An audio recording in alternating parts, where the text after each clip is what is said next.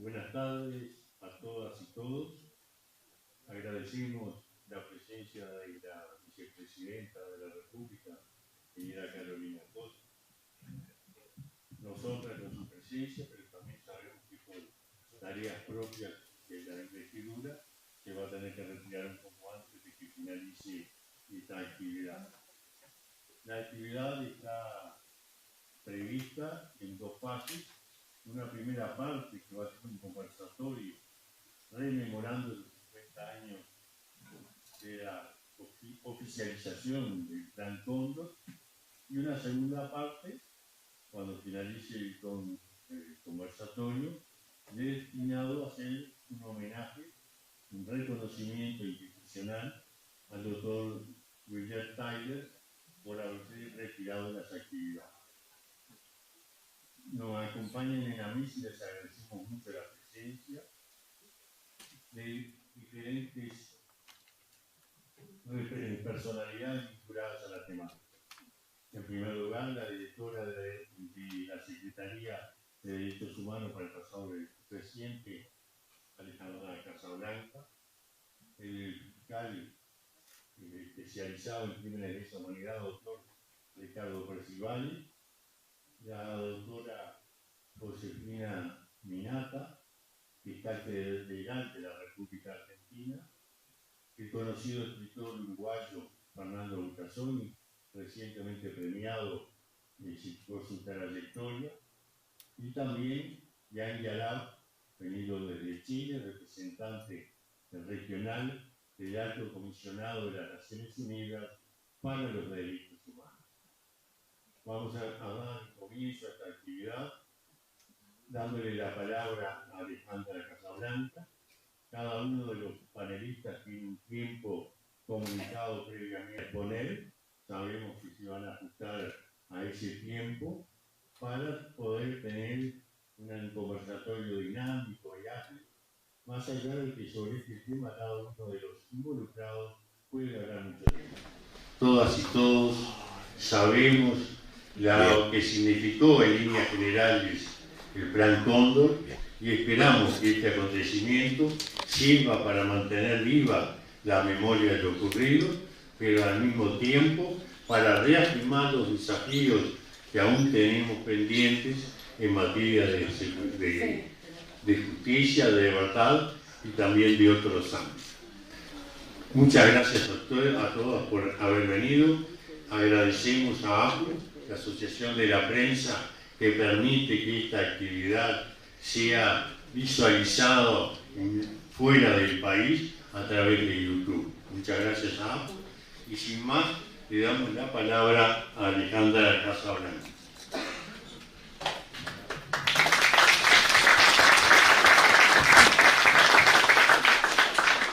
Buenas tardes. Gracias. Más cerca No se escucha, no se escucha.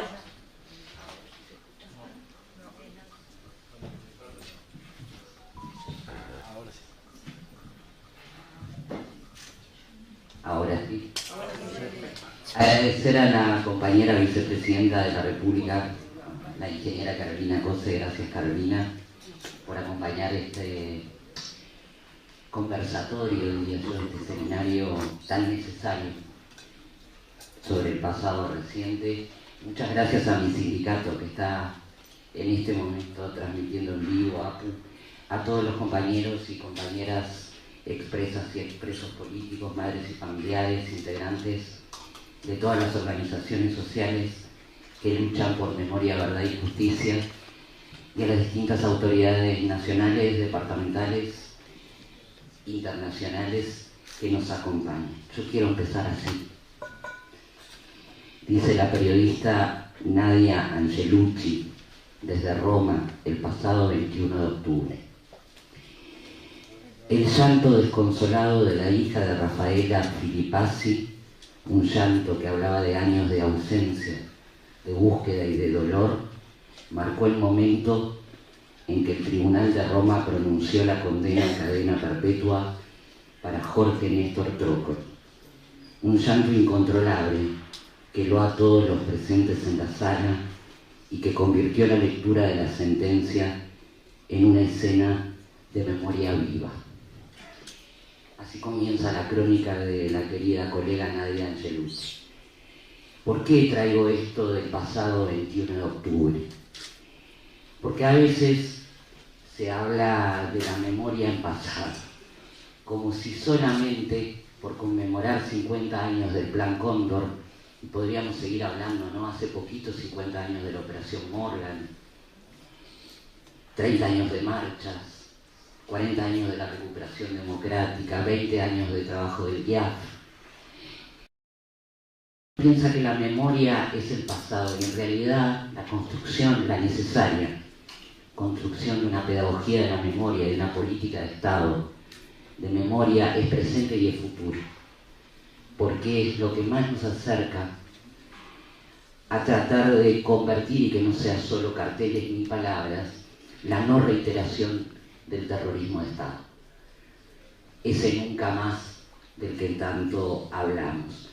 Seguramente los diferentes abogados y especialistas que nos acompañan a Fernando y a mí, periodista y escritor en la mesa, se van a referir a la legislación, a lo que pasa, a todo lo que nos queda. Yo me quería dirigir desde lo político y desde el rol que tenemos nosotros como gobierno en relación a la política de Estado de memoria. Nosotros podríamos hablar de esta terrible coordinación represiva entre las inteligencias militares de los países de la región. Podríamos mostrar este documento patético del 28 de noviembre de 1975, firmado por todos los integrantes de la inteligencia y las Fuerzas Armadas de los países. A nosotros nos tocaba el número 5. A los uruguayos, era el 5, que fue el bautismo o el acta de bautismo del Plan Cóndor.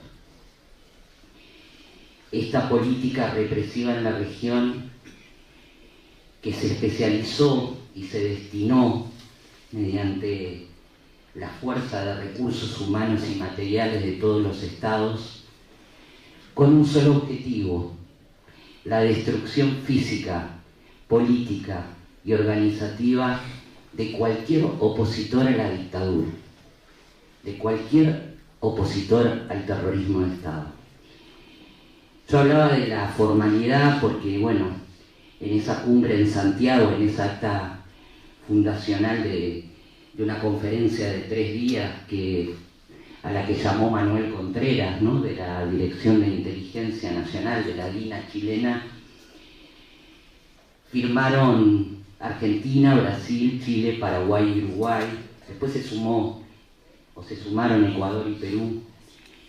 Pero, ¿cómo hacemos para hacer el plan contra Cóndor? Eso decía la semana pasada la ministra de Derechos Humanos de Brasil en la reunión de altas autoridades de derechos humanos del Mercosur. ¿Cómo construimos unas políticas de Estado de verdad, de memoria, de justicia, de reparación y de no reiteración para nuestro continente? Nos hablan de dar vuelta. No toqué nada, lo juro.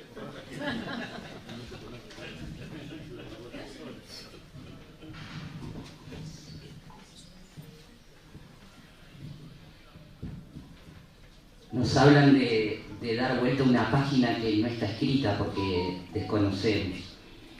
Yo sé que tengo 3 minutos más para hablar. Quería hablar de la importancia de los archivos, porque nos toca desde la Secretaría como uno de los puntos centrales. La semana pasada hay un artículo en Brecha de Samuel Brixen en relación a lo que implicó parte de los archivos del FUSNA para llegar a esta doble condena, ¿no?, a Trócoli en el juicio del Plan Cóndor en Roma. Nosotros tenemos como Estado el deber de buscar, de encontrar, de acceder, de digitalizar y de poner a disposición de los investigadores, de la justicia, de las familias y los involucrados, y también, mientras no viole el derecho de cada víctima, de la sociedad toda, los archivos del pasado reciente que se encuentran aún en los estamentos militares.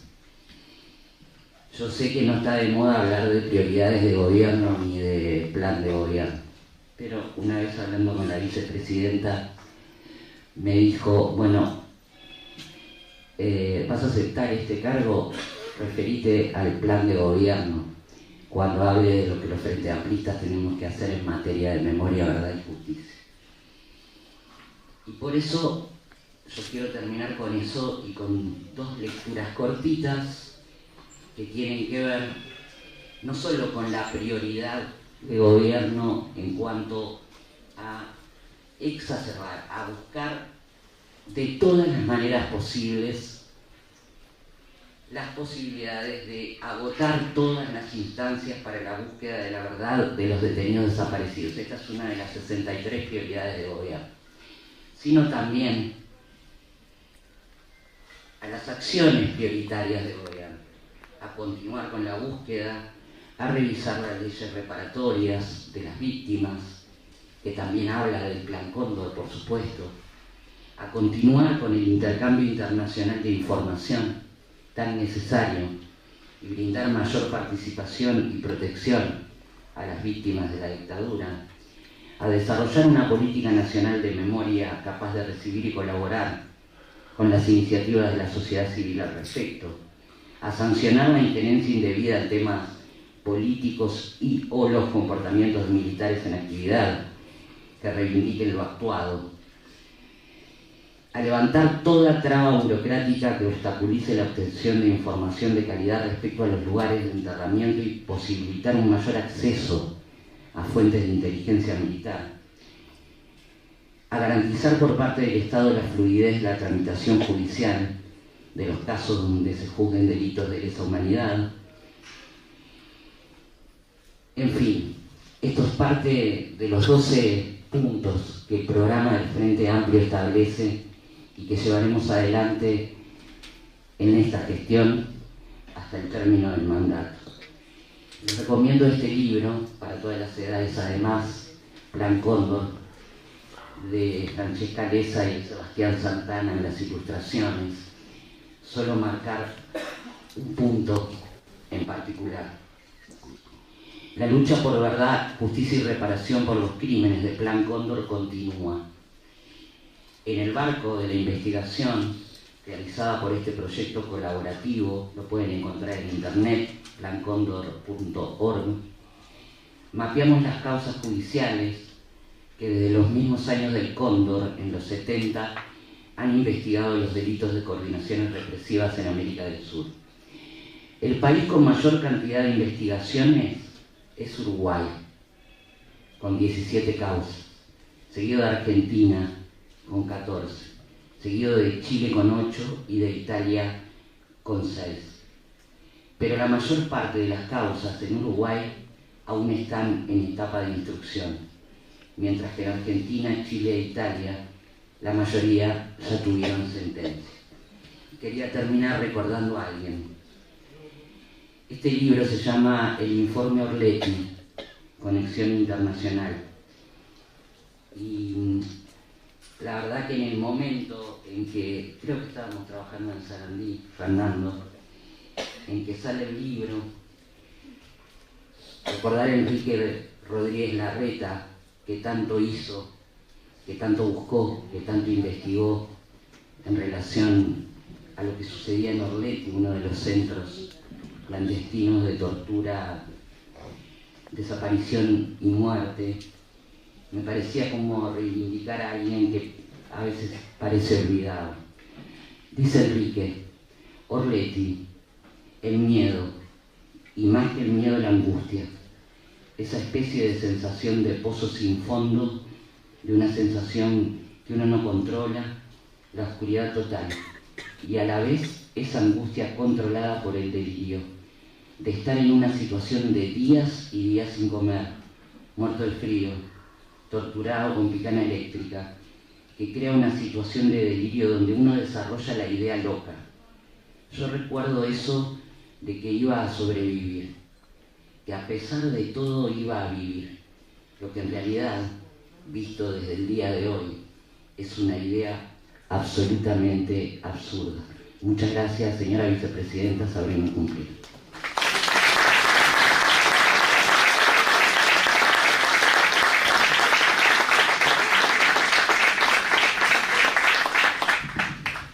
Muchas gracias, Alejandra. Ahora le vamos a dar la palabra al doctor Ricardo Percivale, fiscal especializado en crímenes de lesa humanidad. Buenas tardes para todas y para todos. Es un gran gusto estar aquí presente en este acto y fundamentalmente en este recinto, que es un honor participar aquí. Y también hablar sobre el Cóndor, una parte muy triste pero muy importante de nuestra historia. Como Alejandra dijo algunos números, me gustaría aclarar situaciones, porque ahí sí se dice que Uruguay tiene 16 causas. Podemos afirmar hoy que en Uruguay hay 90 causas con condenas, con procesamiento. Yo creo que existió desde esa publicación un avance significativo, más allá de que muchas de las personas que están acá son víctimas y quizás no hayan tenido una respuesta, pero... entonces pido mil disculpas por la interpretación. Si la aclaración es esa, no hay ningún problema, pero igual los números son los que dije antes. Se sigue trabajando y se va a seguir avanzando. Como decía también Alejandra, todos conocemos lo que fue Cóndor, y más que nada a través de las víctimas que pudieron sobrevivir, que aquí hablé alguna de ellas, a través de los documentos, a través de las investigaciones de distintos historiadores y también del avance de las causas, hemos ido conociendo lo que fue Cóndor y fundamentalmente las consecuencias de Cóndor. ¿Y qué fue Cóndor? Lo que decía antes, un acuerdo inicial de intercambio de información de las agencias represivas, pero enseguida se trastocó para llegar a lo que fue la persecución de todos aquellos opositores, la persecución y aniquilación de todos aquellos opositores a los regímenes dictatoriales. Pero también fue mucho más que eso, porque también, además de lo ideológico, también había un aspecto económico, porque también los represores...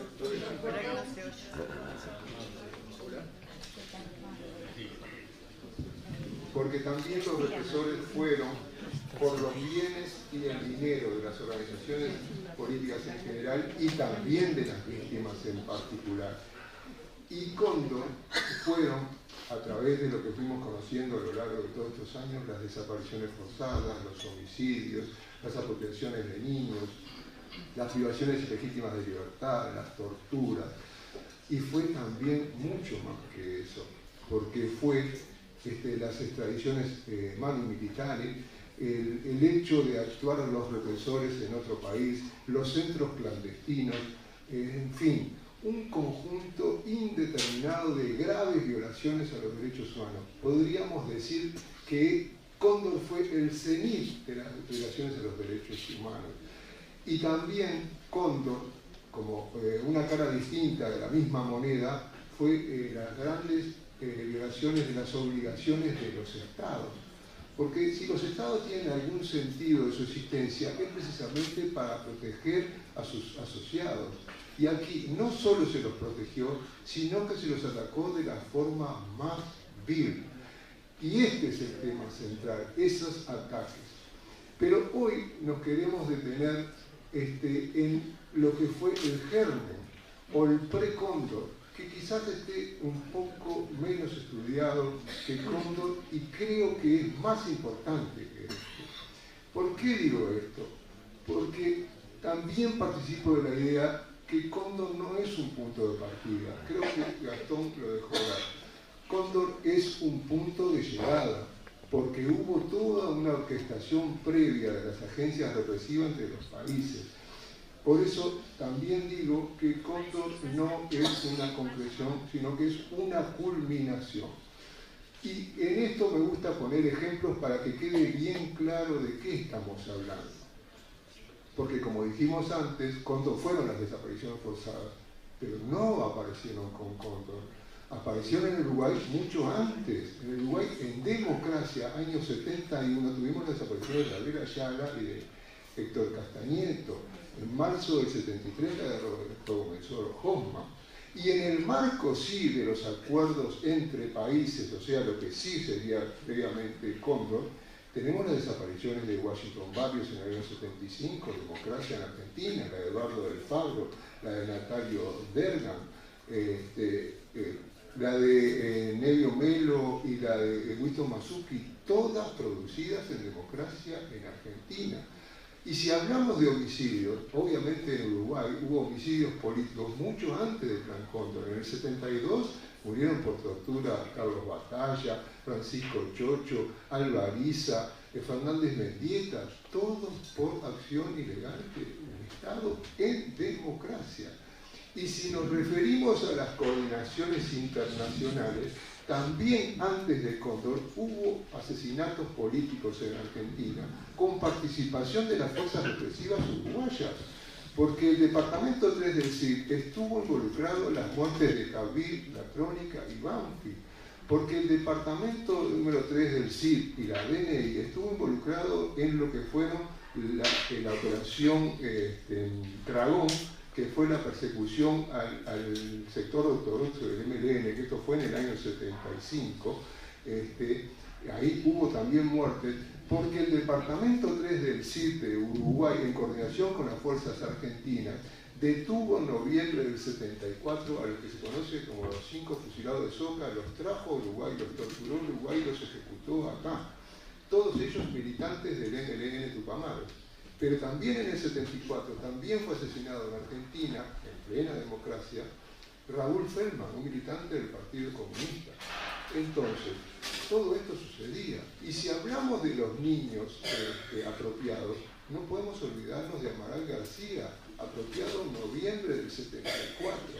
Y si hablamos de las privaciones de libertad y las torturas, tenemos que recordar necesariamente lo que fue, sí, la persecución al MLN, este Plan Dragón, pero también la detención de Hugo Cores el 17 de abril del 75, o la detención perteneciente al PSP, o también la detención de los hermanos Echeniques del Partido Comunista Revolucionario, también de octubre del 75. Y no nos podemos olvidar que ha pasado bastante desapercibido, pero que es sumamente importante, como que fue una detención masiva en junio del 74 de 101 personas que lo único que hicieron fue concurrir a un acto público. Estas estuvieron 15 días presas. Se dirá, hoy es un tema menor. Sí, es un tema menor, por 15 días para todo lo que pasó, vaya eso no. Pero es una violación flagrante de los derechos humanos. Pero no solo eso, el tema es que la gran mayoría de esas personas, toda la mayoría fueron fichadas y algunas de ellas después fueron utilizadas esas fichas para las desapariciones, porque formaron parte de lo que fue el segundo vuelo, de lo que fue el primer vuelo. Incluso en el 78 también se detuvo a una militante en el Uruguay y se le mostró la ficha que se había obtenido en el 74 en Argentina. Todo eso ocurrió cuando Argentina estaba en democracia. Y también dijimos que Cóndor eran los centros clandestinos de detención. Y Uruguay tuvo su primer centro clandestino de detención y tortura en el año 71, en la casa de Araucaria, en Malvin, donde se detuvo ilegalmente y se torturó a Héctor Castañeto. Y el segundo centro de detención y tortura fue la casa de Punta Gorda, que en noviembre del 74 se torturó a los fusilados de Soca.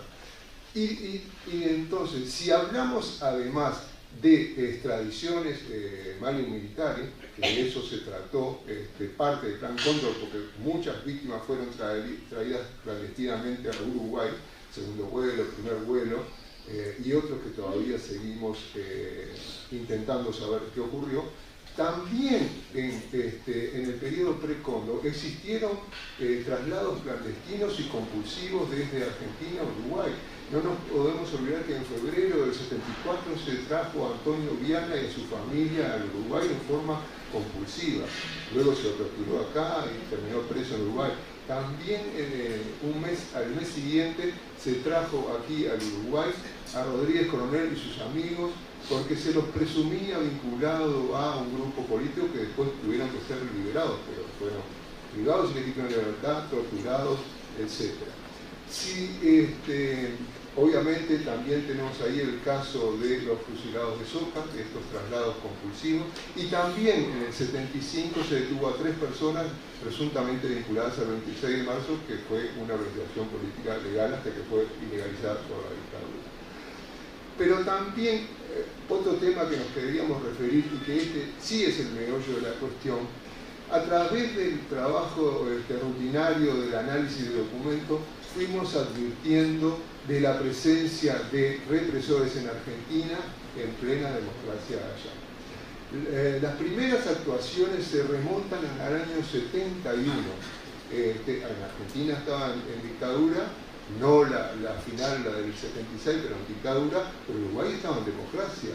Y en el 71, agentes de la DNI fueron a Argentina a ser entrenados por agentes de la CIDE, y no solo entrenados, sino que trajeron gelinita, explosivo, que después fue utilizado en distintos atentados en Uruguay.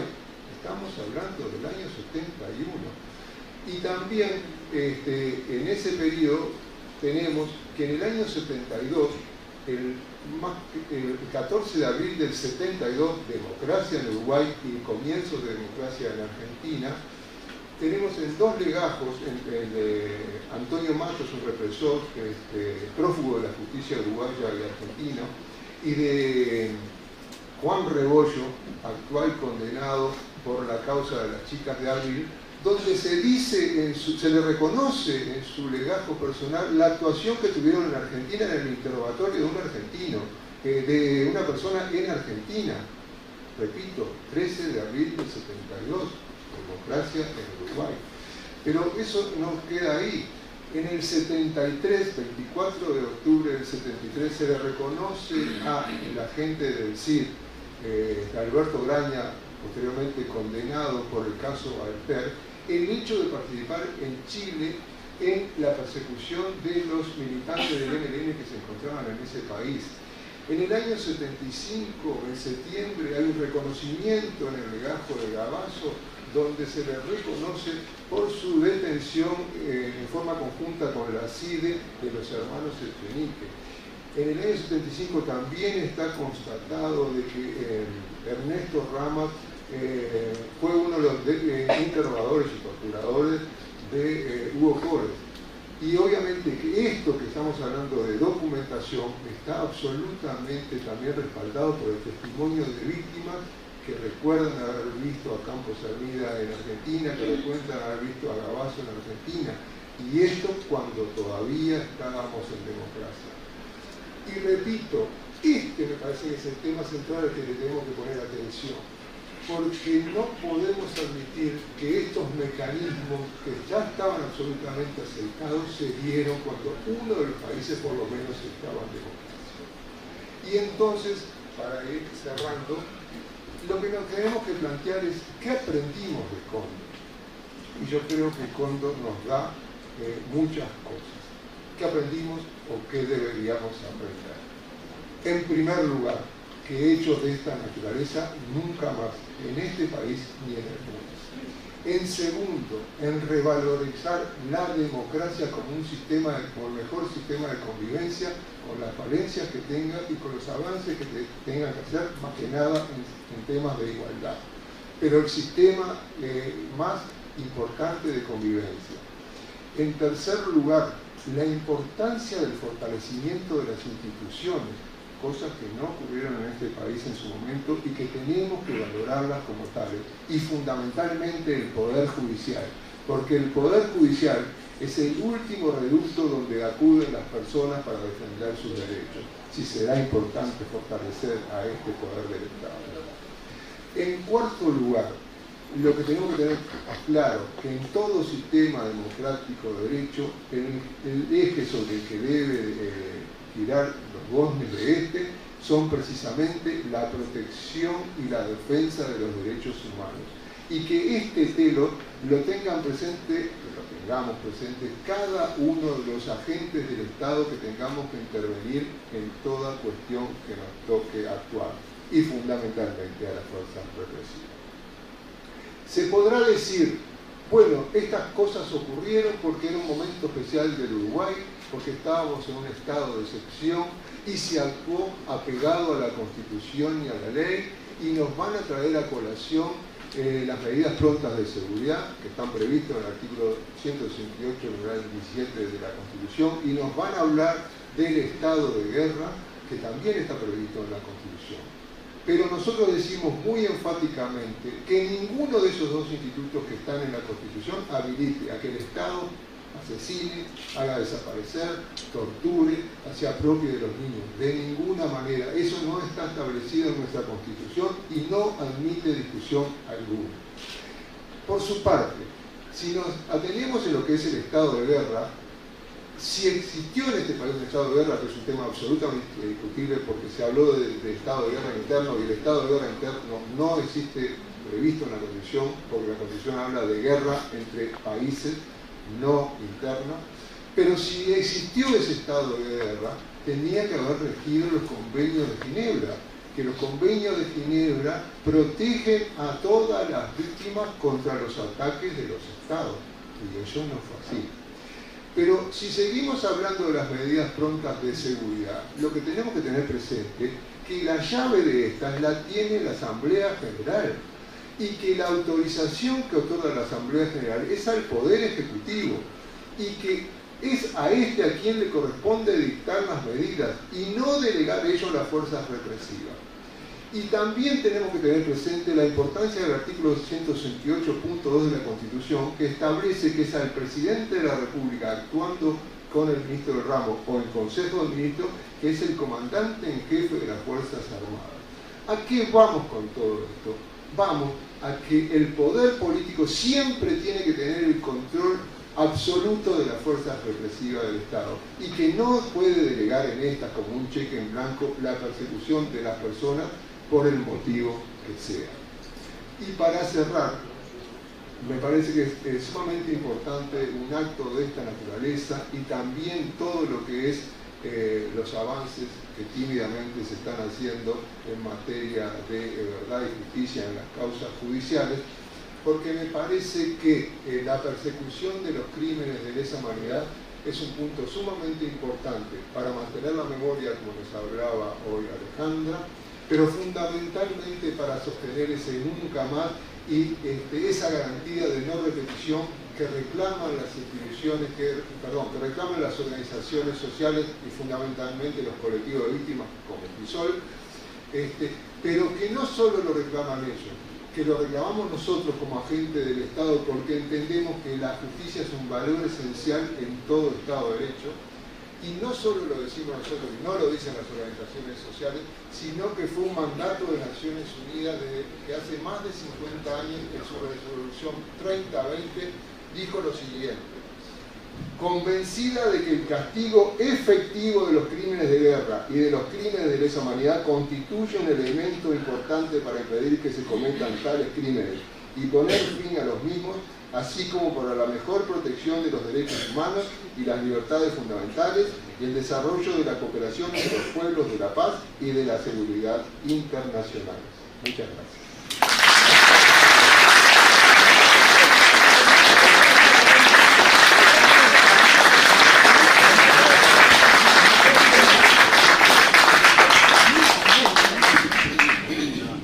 Muchas gracias, Ricardo. Y vamos a dar la palabra ahora, tal como habíamos acordado, al querido Fernando Butazón. Bueno, buenas tardes, gracias a todos por estar aquí, muy especialmente a la Vicepresidenta de la República. Muchas gracias a Crisol por el honor de invitarme a participar en esta actividad, y muchas gracias a los compañeros de la mesa. El amigo Gastón me me intimó a que no fuera demasiado formal. Y yo en general no soy demasiado formal, pero hoy voy a ser un poquito más. Y voy a ir por otro lado, aunque creo que al final todos desembocamos. Tiene un texto muy breve, de 10 líneas, para introducir el asunto. Un recurso muy usado en el cine industrial de Hollywood durante los años 50 y 60 consistía en dotar a las películas policiales o de misterio de un instante final que no era final. La escena era siempre parecida. El malvado, armado con un cuchillo o algo así, caminaba despacio hacia la buena señora de alcurnia que temblaba desesperada en la habitación sin escape posible. Ella tenía un revólver, pero el malvado le decía que nunca se atrevería a disparar. Sin embargo, en el último segundo, ella disparaba y el malvado caía con tremendo agujero en el pecho. Durante unos segundos, esa buena señora temblaba de miedo y también por la enormidad de haber matado a un ser humano. Arrojaba el revólver lejos y se disponía a salir de la habitación. Entonces, cuando pasaba junto al malvado, él movía un brazo y atenazaba con una de sus manos el tobillo. Después pasaban otras cosas y finalmente el malvado sí moría y la dama sí se salvaba. Esta escena se ha visto en decenas de películas. En El muerto que no está muerto y en el último gesto agarra a la víctima, aunque no le sirve de nada.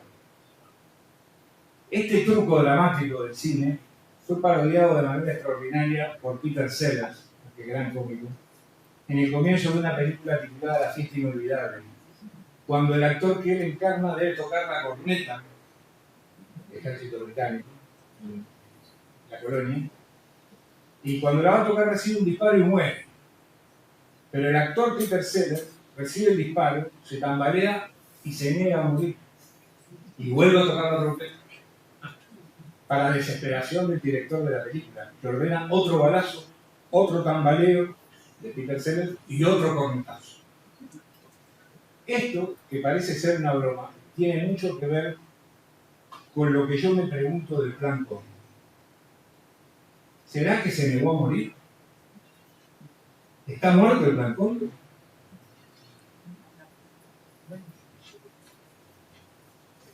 ¿A quién le hablamos cuando le hablamos del Plan Cóndor? ¿A qué hablamos? ¿Al pasado? ¿A la historia? ¿Al común de la gente?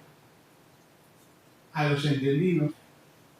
Que somos más o menos los que estamos aquí, que todos sabemos detalle lo que pasó.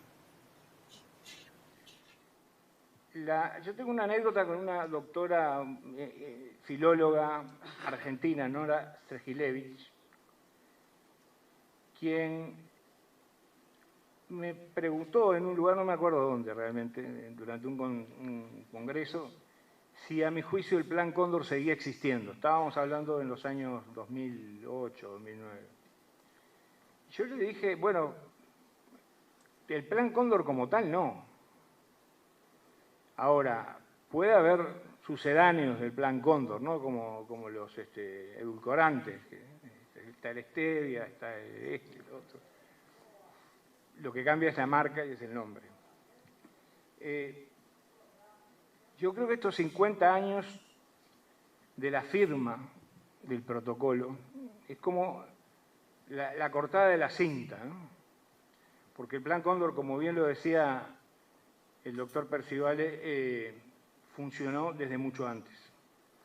Yo tuve ocasión de entrevistar, conversar, charlar con el negro Viana, con Antonio Viana Acosta, a quien una madrugada lo sacaron de la pensión, a él y a la familia, lo subieron a un vuelo de Pluna y los trajeron a Montevideo. Y le dieron como en bolsa. Preso político en dictadura, en democracia en Uruguay y en democracia en Argentina. Yo creo que el Plan Cóndor tiene un problema de paternidad putativa, por decirlo así. El Plan Cóndor nace en una reunión que se celebra el martes de Carnaval de 1974 en Buenos Aires por invitación del subjefe de la Policía Federal Argentina a instancias y orden y supervisión de Juan Domingo Perón. Perón fue quien craneó, él tenía una palabra que yo ahora no la recuerdo, que es una palabra catalana, para designar ese tipo de actividades. Y él fue el que pensó que había que organizar a los países que estaban siendo agredidos por la sedición comunista, Argentina, por supuesto, a través de los Montoneros y del ERP, etc. Uruguay, Chile, que ya había digamos, iniciado su camino de liberación a través de Pinochet, y algún otro, creo que Paraguay también. Y en febrero del 70, en febrero del 74, a comienzos de febrero, se realiza esa reunión. Y a los pocos días, poco después, unas semanas, Viana y su familia son secuestrados y son traídos clandestinamente a Uruguay. Cuando yo me puse a investigar el Plan Cóndor, porque realmente me parecía de una enormidad apocalíptica, y además me di cuenta que yo había sido una víctima indirecta del Plan Cóndor, pero víctima al fin, descubrí que los investigadores, sobre todo los historiadores, habían trazado las fronteras que previamente habían borrado los ejecutores del Plan Cóndor. Entonces, el Plan Cóndor en Chile lo estudiaban los chilenos. ¿Qué había pasado en Chile con el Plan Cóndor? Los chilenos. ¿Qué había pasado con el Plan Cóndor en Argentina? Los argentinos. ¿Qué había pasado en Uruguay con el Plan Cóndor? Los uruguayos. Hubo algunos casos excepcionales, uno de ellos John Dinges, que entendió que si esas fronteras habían sido borradas por un plan de los estados para actuar al margen de la ley y al margen de la normativa y al margen de las constituciones y al margen de las fronteras, era necesario borrar las fronteras para investigar también. Y ahí empiezan a aparecer cosas impresionantes en las que las víctimas van de un lado para otro, de un país a otro, sin saberlo muchas veces, secuestradas siempre. Algunas desaparecen, otras terminan presas, torturadas salvajemente. Todo eso antes de que en noviembre del 75 se firmara el acta oficial que designaba como Plan Cóndor al Plan Cóndor. Es decir, antes de que se cortara la cinta. Por lo menos era una cinta importante, ¿no? Hace unos años se cortaban cintas de parada de ómnibus, ¿no? Ahora esto era una cosa en serio. Por lo tanto, yo creo que ese no respeto de las fronteras, que fue un no respeto por parte de los estados y de la represión, no por parte de los militantes o de las fuerzas militantes o de los partidos u organizaciones militantes, porque todos cruzaron las fronteras a través de puestos fronterizos, todos se registraron, todos, bueno, por eso fue tan fácil dar con ellos y capturarlos, ¿no? Yo creo que ese no respeto de la frontera debe llevarnos a nosotros a reflexionar muy seriamente, no sobre ese pasado, sino sobre el futuro. Las fronteras no se trata de contrabando de cigarrillos, ni se trata de asuntos de ese tenor, digamos. Las fronteras tienen un fin fundamental, que es la protección de quienes viven dentro del territorio, legal o ilegalmente, porque no hay nada ilegal, no hay nadie que sea ilegal en el mundo. Pueden estar con los papeles flojos, pueden estar sin documentos, pueden estar a monte, pero no son ilegales, los seres humanos no son ilegales.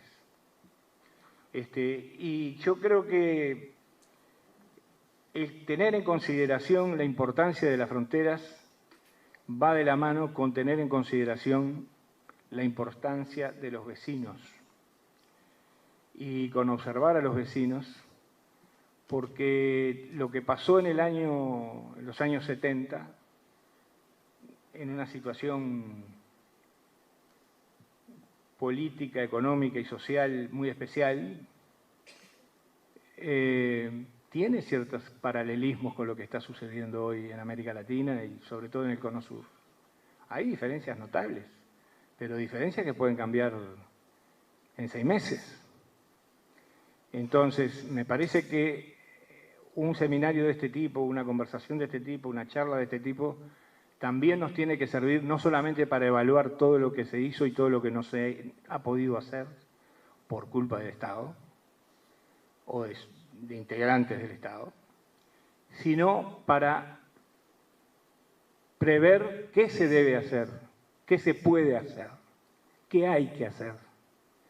Yo he oído un par de veces el término inteligencia estratégica del Estado. Hay una oficina, parece, un departamento, no sé. Suena como el Pentágono, ¿no? Bueno, no, hablando en serio, yo creo que la inteligencia estratégica del Estado debe tomar muy en cuenta las situaciones de ese tipo. Porque somos un país pequeño, somos un país del horizonte, mañana pueden estar del otro o de los dos. Entonces, yo creo que el Plan Cóndor, para volver al origen de la conversación en estos minutos, me temo que en cualquier momento vuelva a sonar la trompeta. Muchas gracias.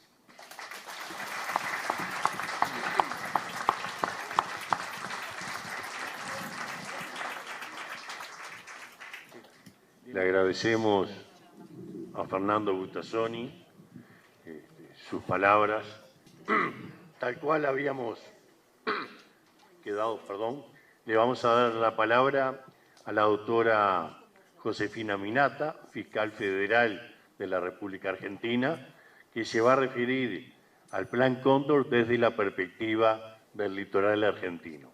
Le damos la palabra a Josefina.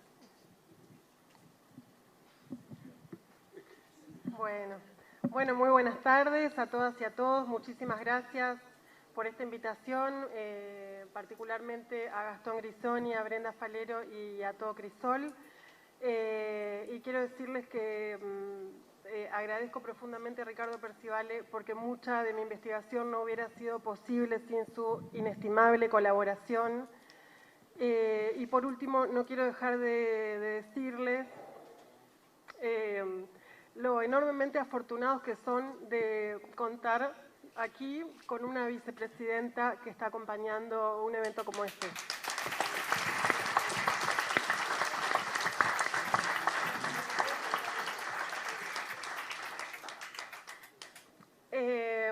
Cuando esto es política de Estado, por supuesto que uno puede avanzar mucho más desde la justicia, desde el Poder Ejecutivo, desde el Poder Legislativo, así que verdaderamente es un tesoro que esto pueda suceder.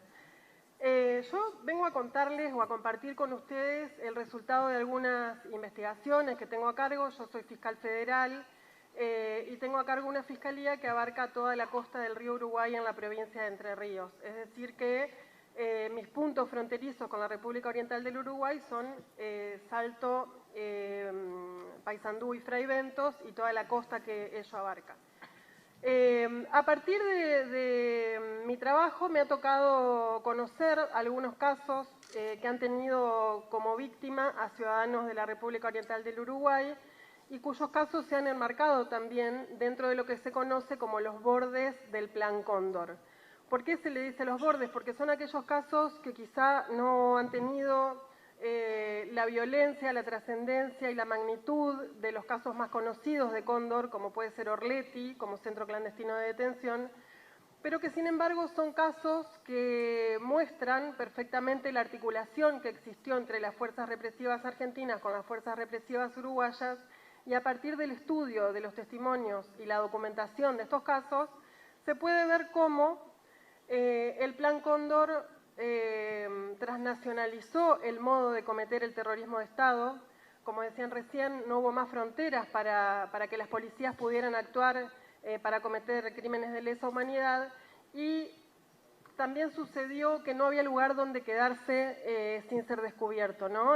Los militantes, las personas que necesitaban una protección estatal, no solo no la tenían, sino que no la tenían en sus países, sino que no la tenían en ninguno de los países a los que podían acudir en auxilio.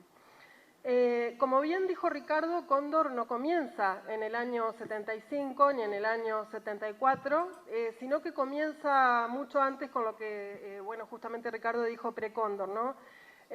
Yo marco como algunos hitos para la influencia, por lo menos de mi zona de investigación, que es, en primer lugar, Concordia, Entre Ríos, y Salto, República Oriental del Uruguay.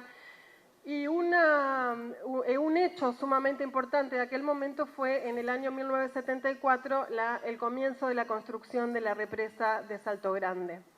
¿Por qué? Porque junto con la construcción de la represa de Salto Grande se traslada hacia la zona de Salto y Concordia, a lo que se llamó el Obrador de la Yui, un enorme grupo obrero, más de 3.000, 4.000 obreros que trabajaban para construir la represa.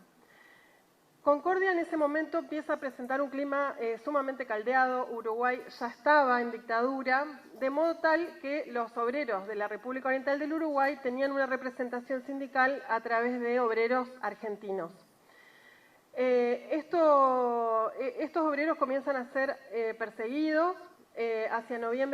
Hacia octubre del 74 comienzan amenazas de la AAA, que es la Alianza Anticomunista Argentina, que comienza a poner bombas, explosivos. La sede de la UOCRA en noviembre del 75 explota, es derrumbada.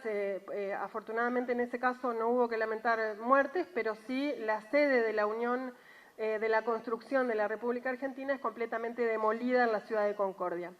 Paralelamente, también habían sido víctimas de atentados explosivos en Concordia ingenieros de la represa de Salto Grande, y el 5 de noviembre del 75 son detenidos los líderes sindicales más importantes del Obrador, que son Mario Néstor Ruiz, José Luis Yoya y José Luis Rey. Y al tiempito es detenido Víctor Carlos Singol, que había quedado como suplantando a ellos tres, de modo que el Obrador de la represa de Salto Grande se queda sin representación sindical.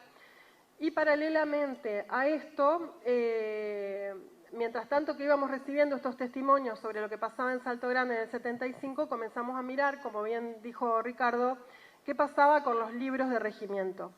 ¿Qué pasaba con los libros de regimiento? Resulta que varios militares que estaban a cargo del regimiento de blandengues de tanque 6 de Concordia registran en sus legajos una serie de comisiones bilaterales de inteligencia con destino a la República Oriental del Uruguay.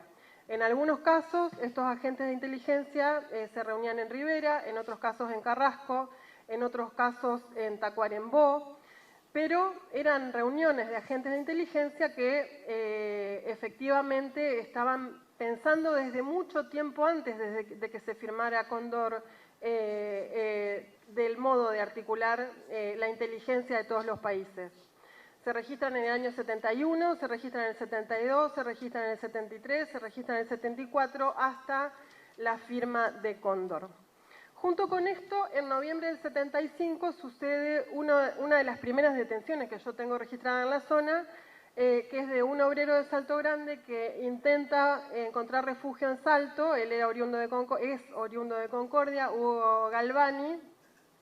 Hugo se va a Salto porque le advierten que le van a allanar la casa. Un amigo que el papá era policía le dice: mirá que escuché que van a allanar tu casa. Él cruza a refugiarse en Salto y a los pocos días es detenido en Salto, ilegalmente por supuesto, llevado al regimiento de Salto, torturado, y con el tiempo es ilegalmente trasladado de nuevo a la República Argentina, ya una vez que estaba implementado el golpe de Estado acá, después del 24 de marzo. Acá me quiero detener un segundo a pensar algunas características esenciales de Cóndor que ya se van a ver en la detención de Hugo Galvani en Salto y que después las vamos a volver a ver en otras detenciones propias del Plan Cóndor, que son el intercambio de información de inteligencia, la realización de operativos conjuntos y los traslados ilegales a través de las fronteras, ¿no? En el caso de Hugo, justamente se utilizaron lanchones de Salto Grande para traerlo de vuelta a nuestro país. Y también se da la particularidad de que militares argentinos cruzan el río para interrogarlo en la República Oriental del Uruguay, en Salto. Pasa este primer caso, que está al borde, porque justo sucede en noviembre del 75, junto con la firma del Plan Cóndor en Chile, pero, como decían anteriormente, también el nacimiento de Cóndor, si bien se pone simbólicamente el momento en Chile, es bastante evidente a través de toda la documentación que ya han mencionado quienes me precedieron, que verdaderamente se venía pensando desde mucho tiempo antes. En Concordia, bueno, también los obreros uruguayos sufrieron una racia muy grande, más de 3.000 obreros fueron detenidos, no sé si conocen esta historia, por lo menos para Argentina es una historia bastante desconocida, que no se había investigado hasta el momento y que recién muchos de ellos comienzan a declarar sobre lo sucedido en Salto Grande entre el año 2021, 2022, 2023. Previo a eso, eran sobrevivientes que habían contado su historia personal en cuanto a su detención, a su tortura, pero no se había hecho el hilado de que en realidad lo que pasaba era que muchos de los sobrevivientes habían pertenecido a Salto Grande y que este era el motivo principal de sus detenciones. Llega el golpe de Estado y con el golpe de Estado esa noche, el 24 de marzo del 76, el resto de los obreros que estaban sindicalizados también son buscados en sus casas, detenidos y todos pasan un gran tiempo prisionizados.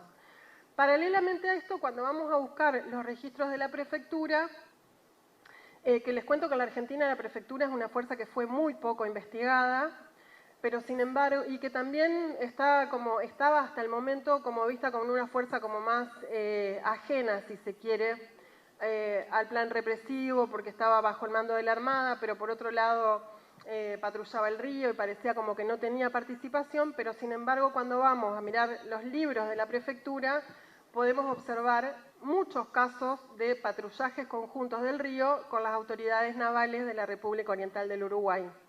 Pero no solo eso, sino que esos operativos están registrados como operativos de carácter antisubversivo. Y cuando vamos a ver los legajos de los militares que obraban en aquel momento en Argentina, por ejemplo, cuando reclamaban alguna licencia o reclamaban algún aumento o alguna cuestión médica, vemos en muchos casos que ellos alegaban que tal beneficio se les debía otorgar porque habían combatido fervientemente, por ejemplo, al Partido Comunista Revolucionario de Uruguay, o que habían colaborado fuertemente, ellos mismos lo dicen, digamos, en su legajo, que habían colaborado fuertemente en anular, inhibir, detectar y aniquilar al enemigo terrorista que podía entrar de la República Oriental del Uruguay. Así que el año 76 también vino a ser un año de articulación conjunta. En el año 77 vuelve a suceder un hecho de articulación represiva. En este caso se trata de un grupo que se autodenomina el Grupo de la Yui. Son ciudadanos uruguayos pertenecientes al PCR. Se llaman Jesús Suárez Méndez, Luis Urrutia y Eduardo Robato. Ellos estaban también trabajando en Concordia en un quincho, ellos se dedicaban a hacer techos de quincho, y bueno, fueron detenidos en Concordia, estaban requeridos, me detengo un segundo en esta palabra porque el estar requerido tiene un significado, significaba que si la policía preguntaba quién es este uruguayo que está acá, si decía que estaba requerido, significaba que estaba buscado como terrorista, subversivo, y que era una persona que había que retener y que había que avisar a las autoridades uruguayas que esa persona estaba en ese lugar. Esto un poco muestra lo que dije anteriormente, que no había dónde guardarse, no había dónde guarecerse, ¿no? Era muy fácil, y además en pueblos del interior, donde cuando llega alguien nuevo es fácilmente detectado. Entonces, ellos fácilmente fueron detectados como personas requeridas. El caso fue sumamente grave en cuanto a las torturas que padecieron y también porque se presentaron en la Jefatura Departamental de Concordia Waldemar Tarigo y Ramón Barbosa a participar de los interrogatorios de ellos. Ellos fueron llevados junto con una hermana que en aquel momento tenía 16 años, que fue violada, y también con la esposa de uno de ellos y su pequeño hijo de 3 años, que estuvo alrededor de 10 días prisionizado el niño, al igual que los demás, digamos. Que esto, el componente de la infancia también me parece que es un componente que hay que rescatar, ¿no? Desde la historia de lo sucedido, porque la verdad que no han tenido ninguna piedad con nuestros niños también. Bueno, ellos, algunos fueron liberados, pero Luis Urrutia y Eduardo Robato fueron ilegalmente trasladados nuevamente al Uruguay y permanecieron durante 5 años en el penal de Libertad, haciendo parecer como que habían sido encontrados en la calle de Salto, ¿no? Nunca dijeron esto de que en realidad habían sido detenidos en Concordia. Mientras esto sucedía, ¿qué aparece en el libro histórico del Regimiento de Concordia? Aparece el coronel Dazo, que en aquel momento era el jefe del regimiento, viajando en comisión a Salto, Uruguay. Es decir, que acá, mientras los tenían detenidos, evidentemente también este intercambio de información se hacía de modo personal entre los jerarcas, ¿no? Dazo viaja inmediatamente a Uruguay en comisión.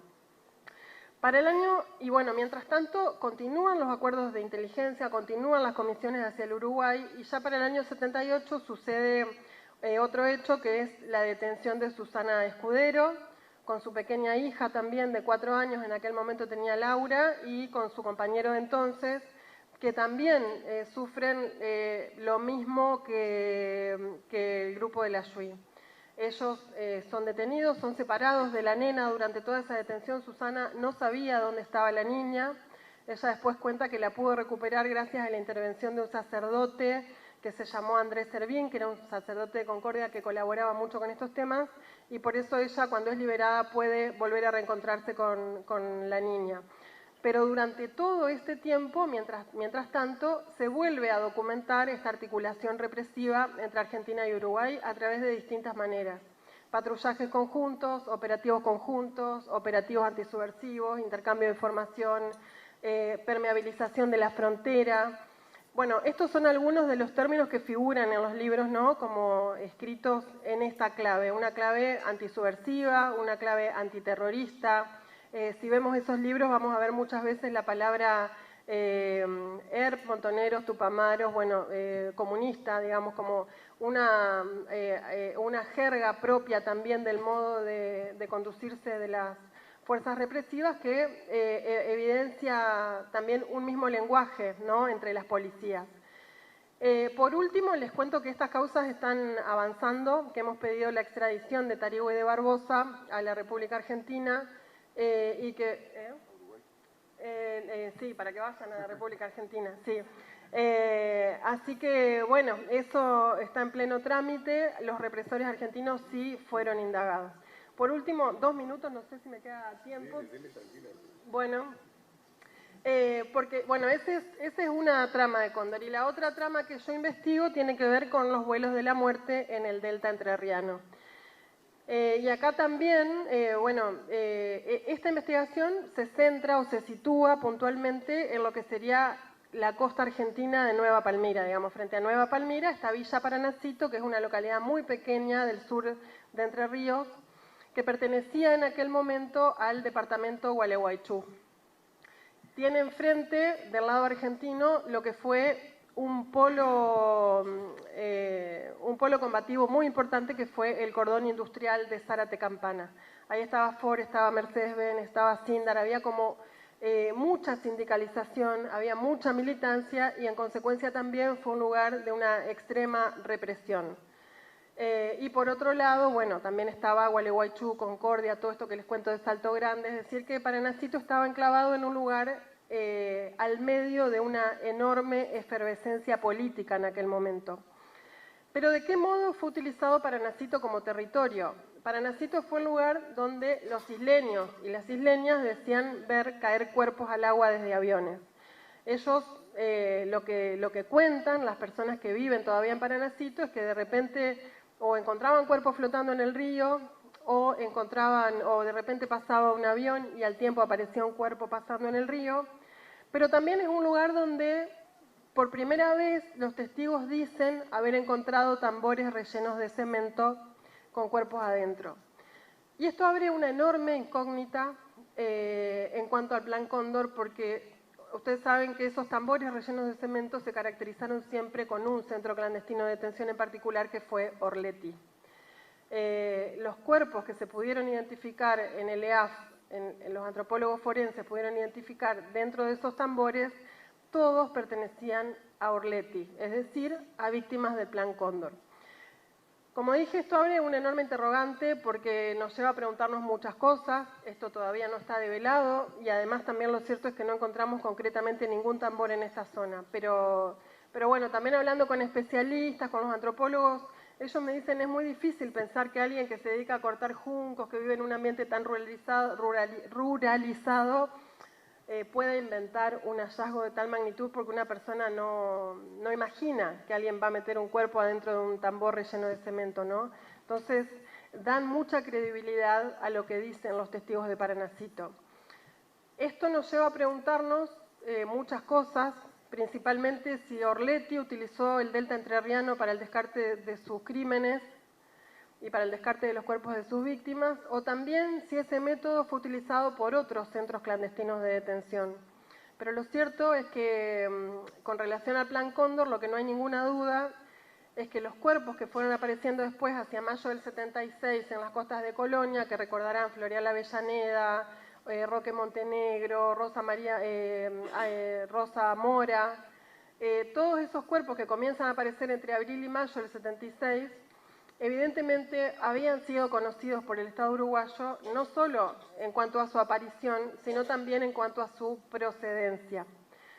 En un primer momento, cuando esos cuerpos aparecieron, ustedes recordarán que hubo muchas versiones. Dijeron que eran crímenes pasionales, o si no que eran muertos de la mafia china, o que venían de la mafia. Pero lo cierto es que después aparece un cable fechado en 27 de mayo del 76, que demuestra que la República Oriental del Uruguay informa a la embajada estadounidense que Argentina sí ya le había informado que eran víctimas del terrorismo de Estado, solo 8 de los 10, es decir, que además sabía quiénes eran los 10 cuerpos aparecidos, ¿no? Esto también lo menciona Fabiana Larrola cuando dice se conocía tanto que hasta se inventó que eran cuerpos chinos, ¿no? Bueno, con esto quiero decir que aún en pequeñas localidades del interior el Plan Cóndor fue exitoso. Los vuelos de la muerte también fueron exitosos. De ese método de exterminio, solamente de los 30.000 desaparecidos que tenemos en Argentina, solamente se han encontrado 40 cuerpos en las costas de los ríos y del mar.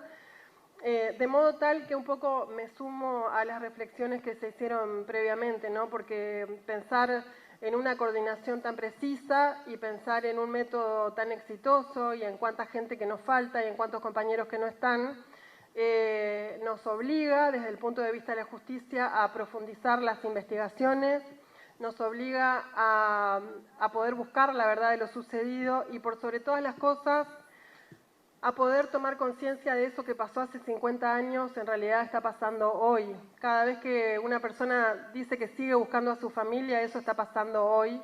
Y me parece que eso es lo que nos obliga a continuar esta lucha y a poder continuar justamente buscando verdad, memoria y justicia. Muchas gracias.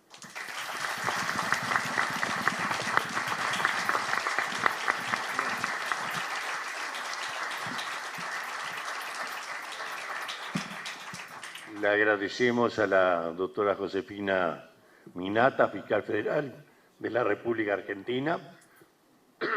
Para seguir con la parte del conversatorio, le vamos a dar la palabra a Jan Yarab, representante regional del Alto Comisionado de las Naciones Unidas para los Derechos Humanos.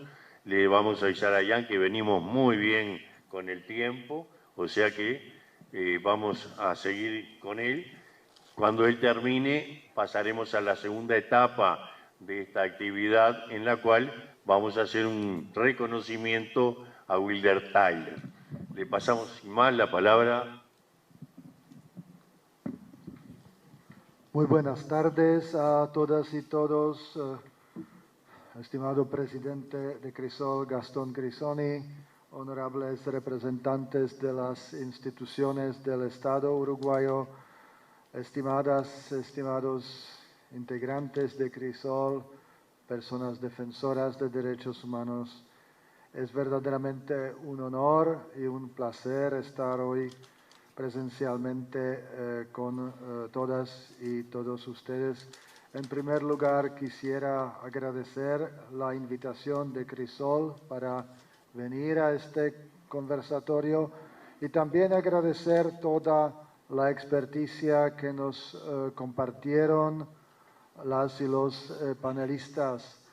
Mi reflexión será, por supuesto, de carácter más general.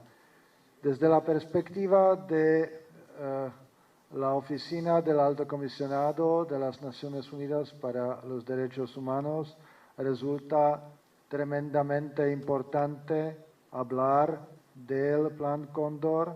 A 50 años no deja de ser asombroso conocer y seguir descubriendo detalles de esta macabra operación. Por una parte, un plan deliberado y coordinado por las dictaduras con el objetivo de eliminar la disidencia política mediante detenciones arbitrarias, torturas, desapariciones forzadas y ejecuciones extrajudiciales. Y por otra, la forma de llevarlo a cabo y sus nefastos resultados, a saber, según la base de datos sobre violaciones transnacionales de derechos humanos en América del Sur, desarrollada por Francesca Lessa y Lorena Ballardini, Argentina cuenta con más de 300 víctimas de represión transfronteriza, Uruguay con al menos 180 personas desaparecidas, muchas en Argentina, Chile con decenas de víctimas, especialmente en coordinación con Argentina y Paraguay. Paraguay también participó en detenciones y entregas de opositores a otros países. Bolivia y Brasil tuvieron menor número de víctimas documentadas, pero con participación activa en inteligencia y detenciones. Y en total se han identificado 805 casos de víctimas de coordinación represiva entre estos países. Hay que recordar que este plan llevó a cabo varias operaciones de coordinación represiva, por ejemplo, el uso de vuelos clandestinos para traslado de prisiones entre países sin procesos judiciales. Se han documentado 164 personas transportadas ilegalmente, algunas de ellas fueron luego ejecutadas extrajudicialmente en un país distinto al nacional. También hubo centros de detención compartidos, un tristemente célebre en este sentido la automotora Orletti en Argentina, que funcionó como un centro común de operaciones que incluyeron prisión política, torturas y desapariciones. Asimismo, hay que recordar que las dictaduras compartían listas negras, fichas de militantes y datos de seguimiento, que la CIA y otras agencias extranjeras monitoreaban y en algunos casos facilitaban esta coordinación. Y como ya mencionó el fiscal Ricardo Percivalle y también Fernando Butazón y otros panelistas, que esta cooperación no comenzó con la fecha de nacimiento del Plan Cóndor, que la cooperación entre aparatos represivos empezó incluso cuando algunos de los países aún estaban en democracia, que nos trae la lección de la necesidad de control democrático de las fuerzas de seguridad. Un tema que resulta importante de nuevo hoy, porque en varios países de América del Sur se multiplican los estados de excepción con justificaciones muchas veces dudosas o incluso declaración de conflicto armado interno. Como bien se sabe, en 2011 la Corte Interamericana de Derechos Humanos condenó al Estado uruguayo por su responsabilidad en la desaparición de María Claudia Irureta Goyena de Hellman y la apropiación de su hija Macarena, un caso que marcó un antes y un después, un caso de particular crueldad, dado que se trata de una joven mujer que tenía 19 años, estaba embarazada de 7 meses, y aunque es un caso tan emblemático, el paradero de ella, si entiendo bien, aún se desconoce. Y en cientos de casos, la incansable búsqueda de la verdad y la justicia por las familias ha sido la clave, el motor de los avances. Las familias, sin embargo, no son las únicas que requieren saber la verdad. La sociedad toda lo necesita. Porque si nos preguntamos por qué el tema es aún vigente, tan vigente a 50 años, tenemos varias respuestas. Hablar del Plan Cóndor 50 años después no es solo un ejercicio de memoria histórica, es una necesidad ética, política, cultural. Porque fue una operación transnacional sin precedentes, una red de coordinación represiva entre varios estados latinoamericanos, y su alcance internacional lo convierte en un caso único de terrorismo de Estado a nivel regional. Porque las heridas siguen abiertas, porque muchas víctimas siguen desaparecidas, como mencionó la fiscal Minata. Si las familias continúan buscando sus seres queridos, buscando justicia, entonces esto está pasando hoy. El duelo colectivo no se ha cerrado. También porque la verdad aún se está construyendo. La desclasificación de archivos de la CIA y otros organismos ha revelado nuevas pruebas. Cada documento nuevo permite reconstruir el rompecabezas del horror. La verdad histórica es dinámica y tiene que ser actualizada. Cuarto, porque la impunidad aún existe. No todos los responsables han sido juzgados. Algunos países han avanzado más que otros en procesos judiciales. Actualmente, por ejemplo, se está a la espera de la resolución de la Corte Suprema de Chile, que dispondrá la forma en que se hará cumplir un fallo de la Corte Interamericana, en cual se resuelve, entre otras cosas, que se revise el fallo contra los autores de crímenes atroces en el marco del Plan Cóndor, en el caso conocido como Vega, González y otro versus Chile, por haberse aplicado una figura llamada la media prescripción, que asigna, en resumen, una pena disminuida por el hecho del paso del tiempo entre el juicio y la fecha de los hechos ocurridos, sin considerar la gravedad, la naturaleza de los delitos. La impunidad perpetúa el riesgo de repetición y opera como una forma de revictimización para sobrevivientes y familiares. Quinto, porque la democracia necesita memoria. Recordar el Plan Cóndor puede llevar a fortalecer el compromiso con la democracia y los derechos humanos. La memoria, además, es un antídoto contra el negacionismo. La democracia es de forma, pero también de fondo, y eso significa gobernar con plena sujeción y respeto a los derechos humanos. Sexto, porque los derechos humanos no tienen fronteras ni fecha de caducidad. Sabemos que el Plan Cóndor violó derechos fundamentales: vida, libertad, integridad física y psíquica. Hablar de él reafirma el valor universal de los derechos humanos. Es una forma de educar a nuevas generaciones en la dignidad humana. Séptimo, porque el Plan Cóndor es parte de la historia, de la triste historia latinoamericana del siglo XX. No se puede entender la historia reciente del Cono Sur sin este capítulo. Su estudio permite comprender las raíces de muchas tensiones actuales. Pero también porque el negacionismo y la relativización están creciendo local y globalmente. En algunos sectores políticos y sociales se intenta minimizar, diluir o justificar lo ocurrido. Entonces, hablar del Plan Cóndor es resistir esas corrientes y defender la verdad.